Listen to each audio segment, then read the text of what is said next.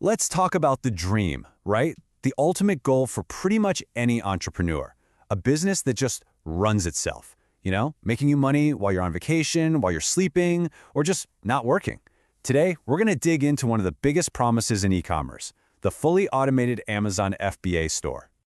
And that's the million-dollar question, isn't it? Can you really, truly set up an Amazon store, hit a big green go button, and just let it run on autopilot into 2026? Let's find out. And look, it's a super powerful dream for a reason. I mean, the whole idea of a hands-off business is what gets so many people excited about Amazon FBA in the first place. It's that promise of real, honest-to-goodness passive income. And this isn't just some fantasy. The data actually backs this up. A 2025 report from Jungle Scout found that a staggering 71% of Amazon sellers are already using at least one automation tool. That's a huge number. It tells you right away that automation isn't some niche strategy anymore. It's fast becoming the standard. Okay, but here's where that dream bumps up against reality. Automation is an incredibly powerful tool, for sure, but it is not a replacement for you, the business owner. So let's get into it and break down how this stuff actually works. The best way to really wrap your head around this is with the 80-20 rule. This simple little framework is the absolute key to automating your Amazon business the smart way, without accidentally losing control. So what are we even talking about here? When we say Amazon FBA automation in 2026, we're not talking about some sci-fi robot that runs your entire company.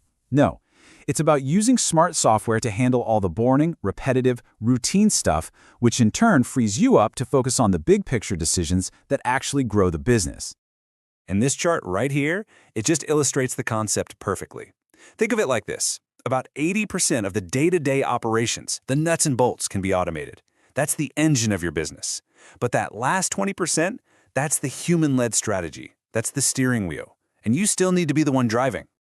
All right, so let's get specific. What exactly falls into that automated 80% bucket? And what are those crucial decisions that have to stay in your 20%?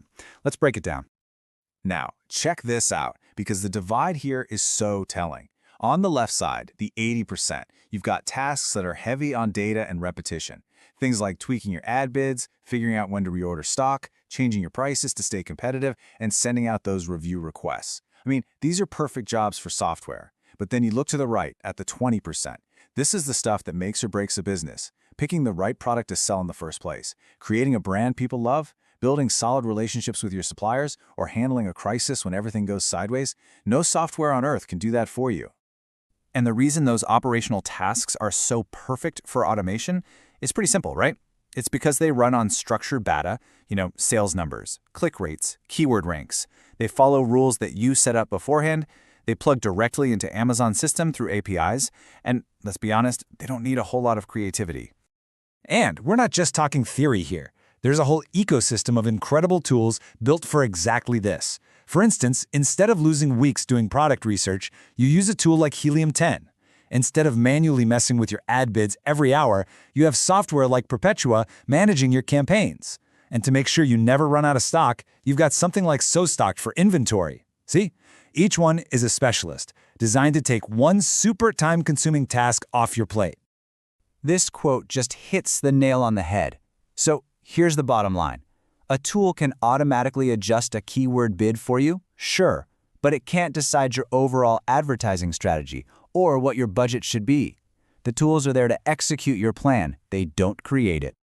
Okay, so you get the 80-20 rule. Makes sense, right? But how do you actually put it into practice? How do you make all this automation stuff work for you instead of becoming a huge headache? Fundamentally, you've got two main ways to go about this. You can take the do-it-yourself route, where you carefully pick and manage all the tools yourself, or you can hire a specialized agency to handle the whole process for you. Both have their ups and downs. Now, if you're going the DIY route, especially if you're just starting out, this is your playbook. Number one, and I cannot stress this enough, learn how to do everything manually first. You have to understand a process before you can automate it effectively. Then add your tools one by one, not all at once. Keep a close eye on your key numbers, like your ad cost of sales, or ACoS, and your inventory performance index. And be sure to set custom rules for each product. A one-size-fits-all approach is a recipe for disaster. And finally, you have to check in and review the performance every single week. Automation doesn't mean you just walk away.